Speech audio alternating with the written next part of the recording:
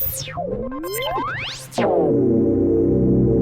today we are going to revise grammar or we should know it as sentence structure. आज हम बात करेंगे sentence structure की, क्योंकि it is very important for you to structure your sentence in a correct way, not only for this question based on functional grammar but also the compositions that you write. Alright, जो भी compositions, चाहे आप ऐसे लिख रहे हैं, चाहे guided composition है, or even if it is comprehension passage you are writing your answers or précis, so for that it is mandatory that your sentences should be grammatically correct, right? Because for every composition you have marks for expression is linguistic ability, how well you use your language. So when we talk about using the language, it means using the language correctly, grammatically correct it should be, right? तो जब हम sentence structure की बात करते हैं बेटा, English में आपको एक चीज बहुत बेसिक पता होगी, that any sentence in English is formed in this format, SVO. SVO means S is the subject, V is the verb and O is the object, right? अब जब हम verb की बात करते हैं, verb again can be divided into two parts. One part is helping verb, हम इसको helping या फिर ऑक्सिलरी वर्ब बोलते हैं, और second part is the main verb.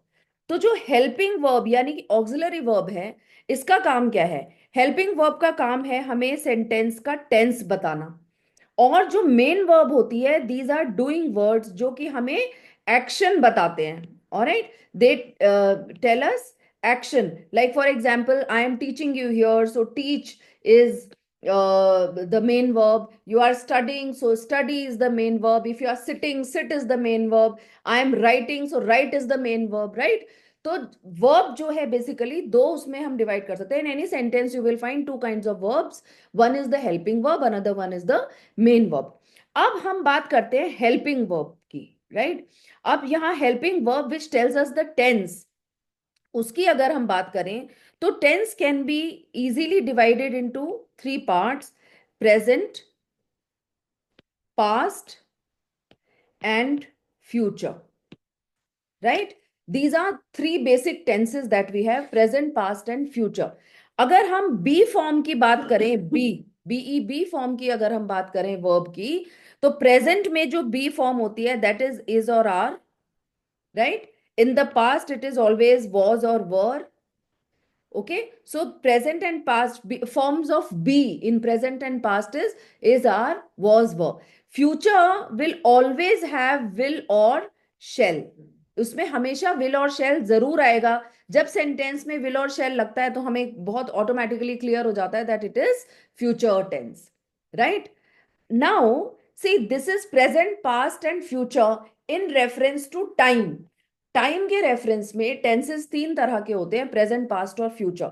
लेकिन जो हमारा एक्शन होता है, and in the action if we want to know the status of the action, then the tenses are of four types.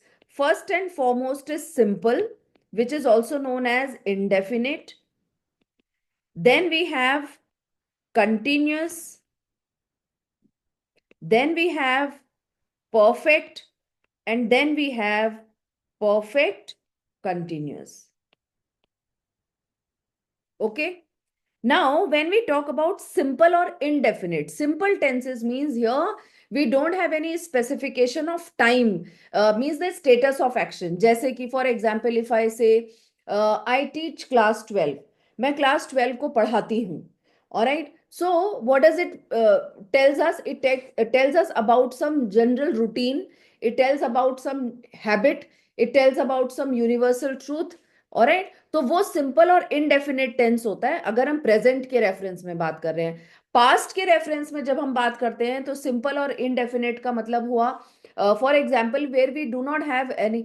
I went to the market yesterday, मैं कल market गया. ठीक है. So it's a general statement which is given in the past, so that is also simple tense. And for future also, if we say like I will go to market tomorrow, right? I will go to market tomorrow, मैं कल जाऊंगा, so that is future tense. तो ये simple indefinite होता है, simple और indefinite. Now if we talk about continuous, as the word suggests, continuous, means in continuation. यहां पर हमें एक्शन के जारी रहने का, कंटिन्यू होने का पता चलता है। For example, I am teaching you tenses, मैं आपको टेंसेस पढ़ा रही हूं, राइट, पढ़ा रही हूं। इसका क्या मतलब है? I am in the process of teaching you tenses, right.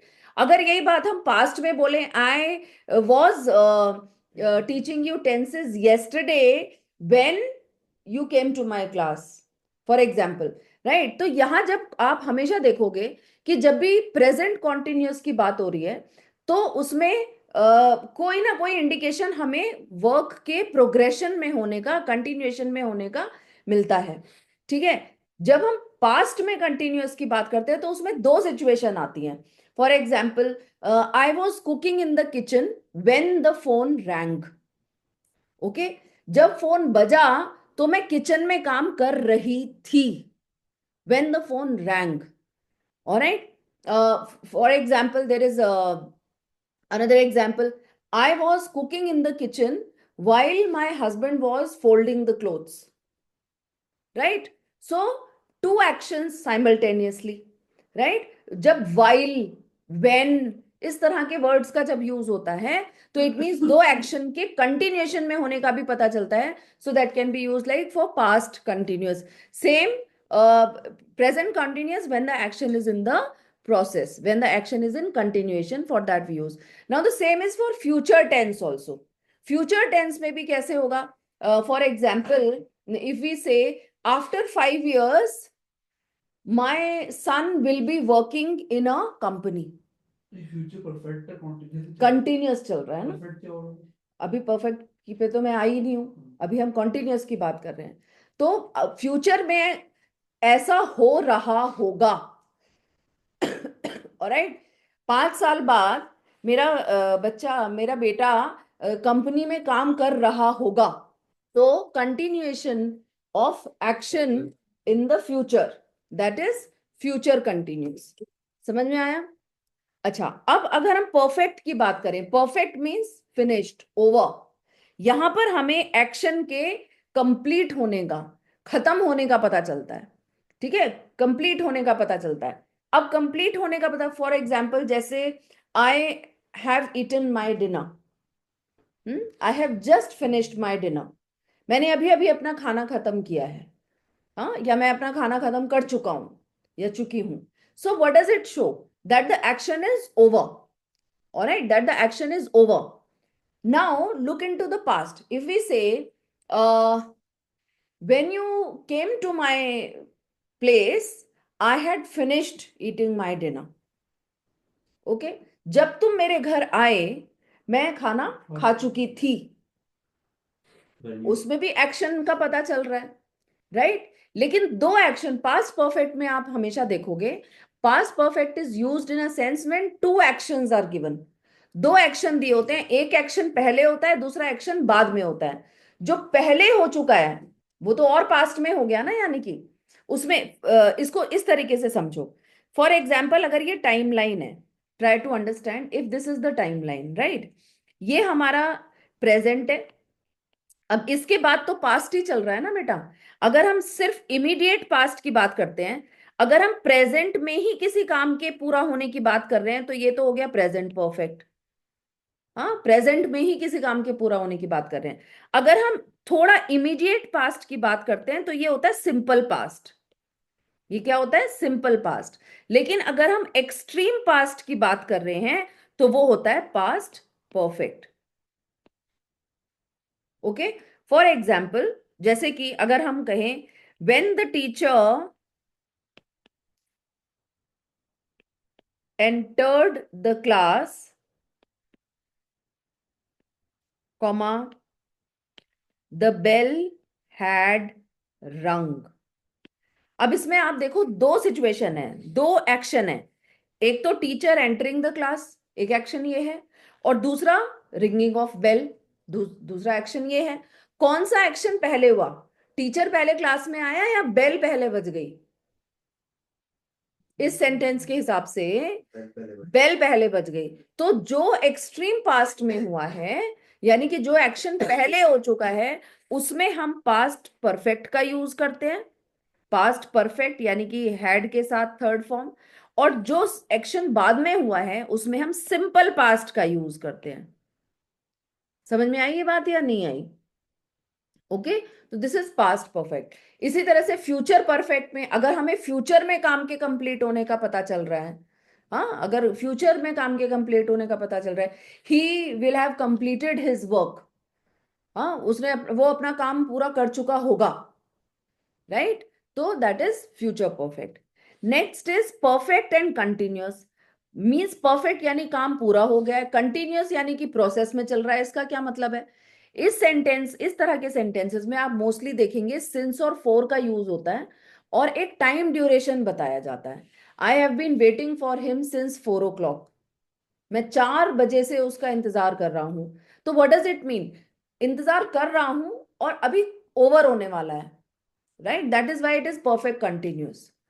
Okay, I had been waiting for him since 4 o'clock, past में होगी, मैं कर रहा था, 4 बजे से उसका इंतजार कर रहा था, हाँ, या कर रहा हूंगा। Okay, so that is perfect continuous. समझ में आई ये बात?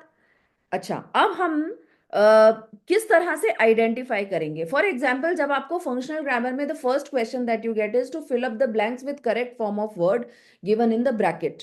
ठीक है, so what I would suggest you, you should never make a hurry, कि ऐसा नहीं है कि आपने अभी सेंटेंस पढ़ना शुरू किया and immediately you start filling up the word blanks. No, you should not do that.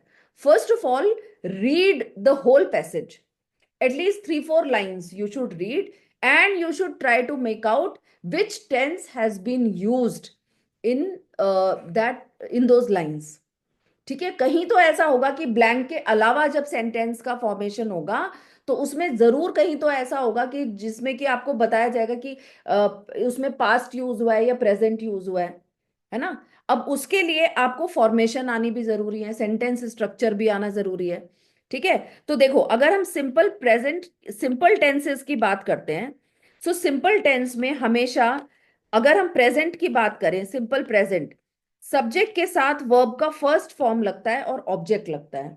ठीक है, सब्जेक्ट के साथ वर्ब का फर्स्ट फॉर्म लगता है। जैसे आप, you can take any sentence, for example, I take healthy food in the breakfast. ठीक है, I take healthy food in the breakfast. So I, जो कि I is considered to be the plural subject, I को हमेशा English में plural subject माना जाता है, इसीलिए आप हमेशा देखोगे आई के साथ डू का यूज होता है, डज का नहीं होता, हैव का यूज होता है, हैज का नहीं होता। समझ में आया? और इसीलिए इसमें वर्ब की फर्स्ट फॉर्म विदाउट एस और ई एस लगती है। अगर यहाँ आई की जगह ही होता तो ये क्या होता? he takes healthy food in the breakfast. But I, because I is considered as the plural subject, that is why we are using simple first form of verb, I take healthy food in the breakfast। अगर यही बात हमें past में कहनी होती तो इसमें हमें सिर्फ एक डिफरेंस करना था कि V1 की जगह हमें क्या यूज करना था? V2 यूज करना था, यानी कि टेक की जगह टू को जाना था। I took healthy food in the breakfast yesterday. हाँ, तब एक एडिशन इसमें होता कि येस्टरडे और लग जाता, राइट? अगर यहाँ हम फ्यूचर की बात करेंगे तो फ्यूचर में क्या होगा? फ्यूचर है तो विल और शेल तो आएगा ही, और साथ में वर्ब का फर्स्ट फॉर्म आएगा। प्रेजेंट में जैसे फर्स्ट फॉर्म आता है ऐसे फ्यूचर में भी फर्स्ट फॉर्म आता है, सिर्फ विल और शेल के साथ आता है। I will take healthy food in the breakfast tomorrow, tomorrow morning, anything, right? Understood और नॉट? हम्म। अगर जब हम कंटिन्यूअस टेंसेस की बात करते हैं बेटा, तो हमेशा याद रखना, कंटिन्यूअस टेंस में हमेशा वर्ब की आईएनजी फॉर्म आती है। कौन सी फॉर्म आती है?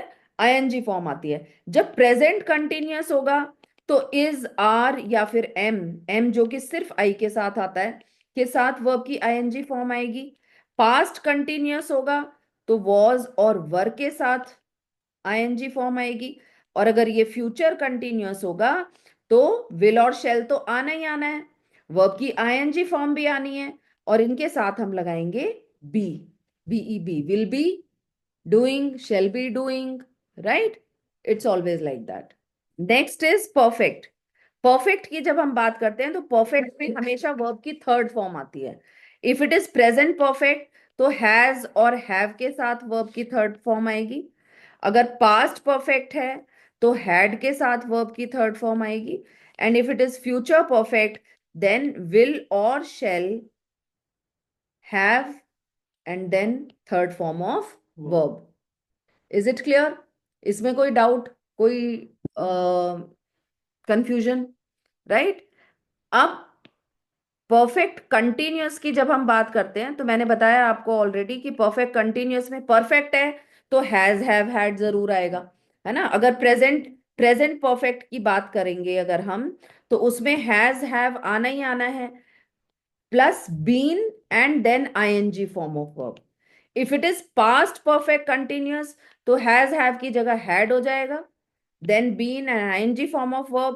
And if it is future continuous, then will have or shall have been and ing form of verb. Is it clear? Okay, so this is the structure of the sentence. So what I was telling you earlier was that whenever you are solving this functional grammar question, ये tenses वाला question जब आप कर रहे हैं, so you need to read the passage. It's not that immediately you will start filling up the blanks. आप पहले ना कुछ पैसेज के 3-4 लाइन पढ़ो और उसमें ये पता करो कि कौन से टेंस का यूज हुआ है। ठीक है, क्योंकि जो टेंस उसमें मेनली यूज हो रहा होगा, मैं ये नहीं कहूंगी कि ये हार्ड एंड फास्ट रूल है कि सारे ही उसी टेंस में यूज होंगे, बट मैक्सिमम उसी टेंस में यूज होंगे, मेजॉरिटी उसी टेंस में यूज होगी। ठीक है, चलो देखो, सबसे पहले हम कुछ सेंटेंसेस करके देखते हैं। Okay, look at the sentences what is given here. The Banerjees dash go away living behind a watchman who dash be partially deaf. Empty houses always had strong fascination for Jay. He felt that anything might dash in them, and even if it dash, one could dash pretend that they were the enemy's castle or even desert islands or pirate ships. अच्छा, यहां तक बढ़ के have you got an idea which tense has been used? Past. Past. Second sentence में आप देख सकते हो empty houses always had strong fascination. हाँ, पास्ट का यूज हुआ है, had strong fascination. One could, हाँ, might. So accordingly now start filling up past tense वाले verbs. Just try. The Banerjees dash away living behind a watchman, went away living behind a watchman who dash partially deaf was. Be के forms मैंने बताए थे आपको, present में is are होते हैं और पास्ट में वॉज वर होते हैं। Who was partially deaf. Empty houses always had strong fascination for J. He felt that, felt भी देखो second form of verb has been used, यानी कि it is in the past. He felt that anything might happen, not happened, happen, क्योंकि might already, अरे listen to me, might modal verb है, जैसे has have के साथ third form ही आएगी, लेकिन might is may, might, could, can. हाँ, ये सब क्या है, मोडाल वर्ब्स है, इनके साथ वर्ब की फर्स्ट फॉर्म ही आती है। डू डिड नहीं, हेल्पिंग वर्ब्स है, ये सब ऑक्सिलरी वर्ब्स हैं, है ना। तो माइट के साथ happen, could happen for example, मतलब कुड के साथ भी फर्स्ट फॉर्म ही आएगी। Might happen in them and even if it did not, one could pretend का pretend ही रहेगा, है ना। one could pretend that they were the enemy's castles or even desert islands or pirate ships. In any case, there was little danger on this occasion of the fun being spoilt by others, as it so often was, because Mrs. Banerjee gave all her servants except one a week's holiday, and that one spent most of his time dozing in a chair in the kitchen. As he dashed along the road, walked along the road, his thoughts went to Shayoni, his younger sister, whom he left. Ab now listen. His thoughts went to Shayoni, his younger sister, whom he left. अब यहाँ दो action है, उसके thoughts अपनी sister के पास गए जिसको उसने छोड़ दिया था घर पे। हाँ, हैड लेफ्ट, क्योंकि वो एक्सट्रीम पास्ट हो गया ना। जब पास्ट में दो एक्शन हो रहे होते हैं, अभी देखो ये सेम सेंटेंस में चल रहा है, टू एक्शंस बढ़ रहे, तो यहां पर क्या आना चाहिए था, home he had left at home in a state of extreme nervous tension. He goes to Delhi to work, right? Which tense is it? Simple present. Simple present, absolutely correct. अब आप मुझे बता सकते हैं इसमें वर्ब्स कौन कौन सी यूज हुई हैं? ठीक है, वर्क।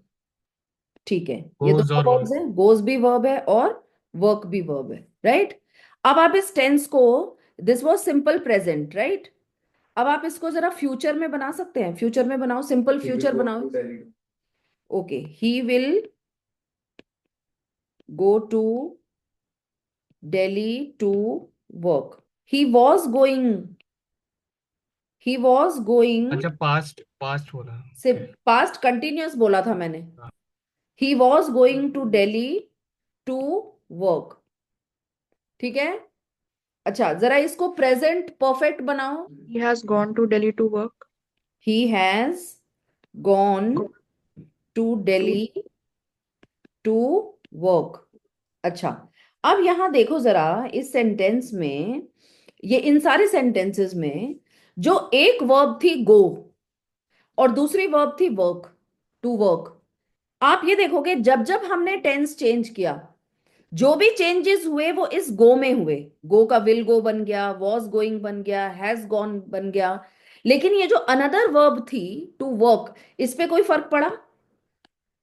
क्या इस पे टेंस का कोई फर्क पड़ा? नहीं पड़ा ना, क्योंकि ये नॉन फाइनाइट वर्ब है। जो वर्ब टेंस के साथ चेंज होती है, this is called finite verb. ये कौन सी वर्ब होती है? फाइनाइट वर्ब होती है। और जो टेंस का, जिस वर्ब के ऊपर कोई फर्क नहीं पड़ता, वो हमें ऑब्जेक्ट में एडिशनल इंफॉर्मेशन देने के लिए यूज होती है, that is known as non finite verb. वो कौन सी वर्ब होती है? नॉन फाइनाइट वर्ब होती है, ठीक है? अब इसमें किस तरह से होती है नॉन फाइनाइट वर्ब? एक तो जिस तरह से मैंने ये टू के साथ वर्ब का फर्स्ट फॉर्म यूज किया है, this is known as infinitive. इसको क्या बोलते हैं? इन्फिनिटिव, ठीक है? इसी तरह से पार्टिसिपल्स और जेरेंड्स भी होते हैं। जैसे वर्ब का आईएनजी फॉर्म हम यूज कर रहे हैं, for example, while dozing at the chair, she slept. Okay? While dozing at the chair, she slept. While dozing at the chair, she will sleep. While dozing at the chair, she was doing her work. मतलब while dozing जो है, which is another verb, but this dozing will not change with the tense. जब ये non finite होगी तो इसमें बहुत बार वैसे नहीं लगेगा। नहीं नहीं, जब ये नॉन फाइनाइट वर्ब होगी तो या तो उसमें टू लगेगा, एक सिचुएशन होती है कि टू और वर्ब की फर्स्ट फॉर्म होती है, हाँ एग्जैक्टली exactly. या फिर ING form of verb use होगी बस, है ना? उसमें फिर आईएनजी फॉर्म ऑफ वर्ब। कई बार हम नॉन फाइनाइट वर्ब को यूज करने के लिए बीइंग का भी यूज करते हैं, हैविंग का यूज करते हैं। हाँ, having done my work, I started playing on computer. Having done my work, I will start playing on my computer. अब having done my work क्या है? अपना काम खत्म करके मैं ये करूंगा, या मैं ये कर रहा हूं, या मैं कर रहा हूंगा। लेकिन having done my work क्या हो गया? It is non finite here. पता चल जाता है। मतलब जैसे वो तो जब हम practically होता है, सेंटेंस को पढ़ते हैं, हो जाता है, पता चल जाता है। आपको डोजिंग कैसे पता चला कि उसमें डोजिंग आना चाहिए? वो तो पढ़ के पता चल जाता है। समझ में आई ये बात या नहीं आई? Very important transformation is as soon as वाला ट्रांसफॉर्मेशन, राइट? फॉर एग्जाम्पल, अब देखो, as soon as the teacher enters the class, comma, students stop making noise. As soon as the teacher enters the class, ये वाले sentences आप जब भी solve करेंगे सबसे पहला काम आपका होना चाहिए कि आपको टेंस चेक करना है। As soon as the teacher enters, verb का फर्स्ट फॉर्म यूज हुआ है। हाँ, उसके आगे भी देखो, student stop making noise, again verb का फर्स्ट फॉर्म इज यूज्ड।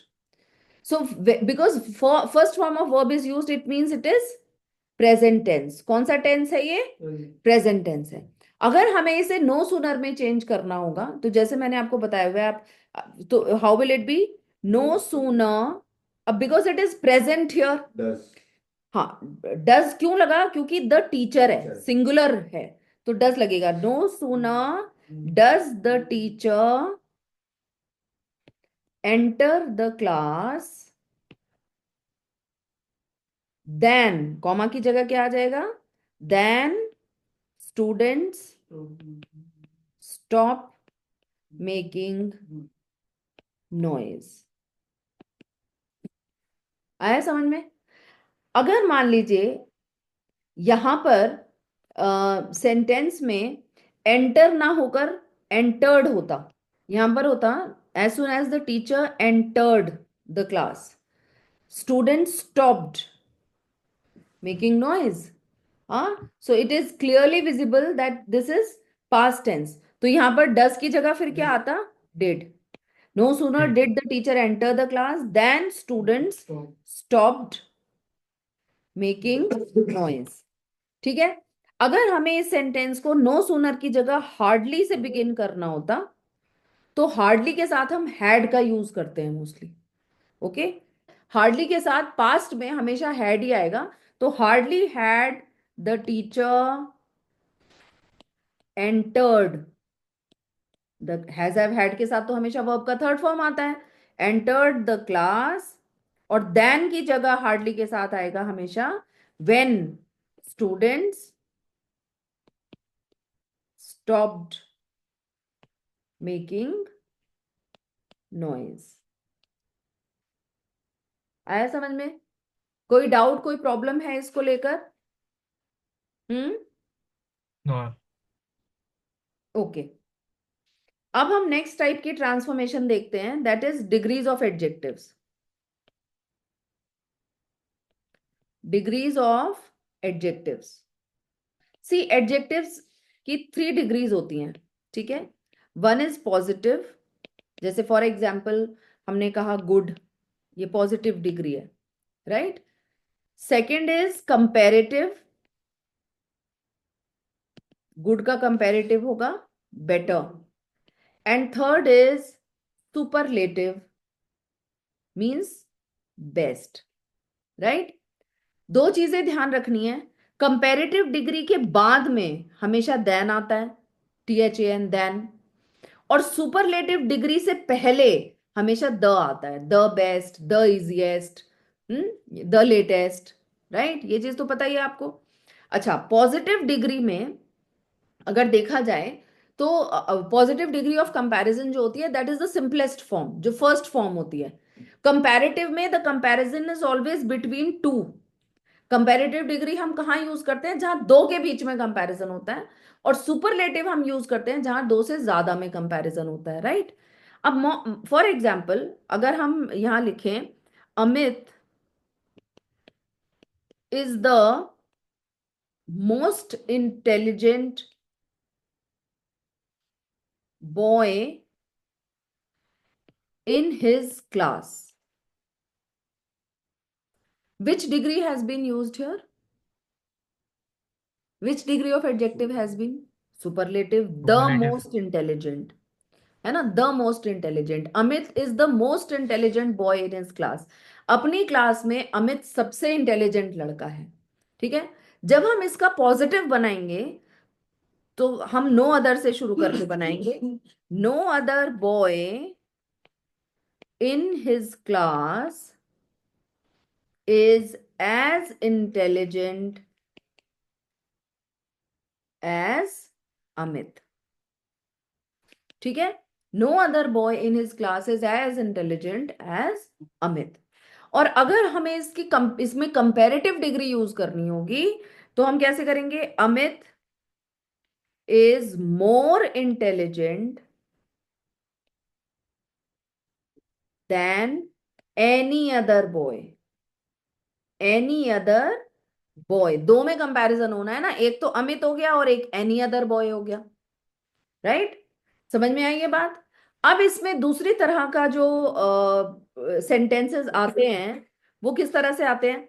यहां पर ये कहने की बजाय कि Amit is the most intelligent boy, अगर हम कहें Amit is one of the most intelligent boys in his class, Amit is one of the most intelligent boys in his class. अब दोनों सेंटेंस में क्या फर्क है? पहला सेंटेंस कह रहा था अमित सबसे इंटेलिजेंट लड़का है, दूसरा सेंटेंस कहता है अमित इंटेलिजेंट लड़कों में से एक है। सबसे वब से कुछ नहीं है इसमें, सबसे इंटेलिजेंट लड़कों में से एक है, यानी कि अमित अकेला सबसे इंटेलिजेंट नहीं है, कुछ और भी है सबसे इंटेलिजेंट, उनमें से एक है। तो यहां अब हम ये तो कह ही नहीं सकते कि कोई और लड़का इतना इंटेलिजेंट नहीं है जितना अमित है। तो यहां इन सेंटेंसेस में अगर सेंटेंस में वन ऑफ द मोस्ट आ रहा है तो हम नो अदर की जगह किससे स्टार्ट करते हैं? Very few, very few boys in his class are as intelligent as Amit. समझ में आया? अगर कंपेरेटिव डिग्री यूज करनी होगी सिर्फ क्या डिफरेंस होगा? Amit is more intelligent then many, any की जगह आ जाएगा many other boys in his class. He is the funniest man I have ever met. I have never met a funnier man than him. Tarmac and cement were used to build the road to Jaipur. To build the road to Jaipur. Begin with they. देखो sentence में tarmac and cement were used, जब भी is, are, M, was, वर, इनके साथ verb का third form use होता है, तो यानी कि ये पैसिव वॉइस है, सिंपल सी बात है। Was used, were used, has been used, अगर बीन होगा, अगर हैज यूज्ड है तो वो तो present perfect has been used है ना, तो दैट इज पैसिव वॉइस। वो कंटिन्यूअस भी तो हो सकता है। कंटिन्यूस में तो आईएनजी फॉर्म आएगी ना, हाँ। उसमें तो आईएनजी फॉर्म आएगी, ठीक है। अगर वर्ब का थर्ड फॉर्म यूज होता है इन ऑक्सिलरी वर्ब्स के साथ तो वो मोस्टली पैसिव वॉइस ही होता है, और ठीक है। और पैसिव वॉइस में एजेंट का यूज होता है बाय, लेकिन बहुत सारे सेंटेंसेस में नहीं भी होता, जैसे इसमें नहीं हुआ, और उन्होंने आपको बिगिन किससे करने को दे दिया? दे से, है ना। अगर जो जब भी हमेशा ध्यान रखना कि अगर किसी पैसिव वॉइस में एजेंट यूज नहीं हुआ है, मोस्टली उसमें जो सब्जेक्ट होगा वो दे होगा, दे होगा या समवन होगा। काफी टेंसेस में बाय लगा होता है तो मैं ये यूज कर लेता हूँ, बाय वाज वी थी। हाँ बिल्कुल ठीक है। नेक्स्ट देखो, as Meera did not know what to do, as Meera did not know what to do, comma she kept silent, she kept silent, begin not. They will answer. Not knowing what to do, comma, Meera kept silent.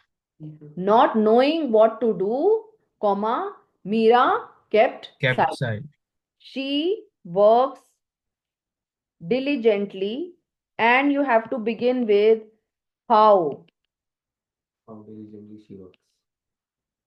You have to begin with how. How diligently she works. Absolutely correct. How diligently she works. Exclamation. Exclamatory mark. और फिर इसमें mark of exclamation आना important है। Okay next देखो, she did not realize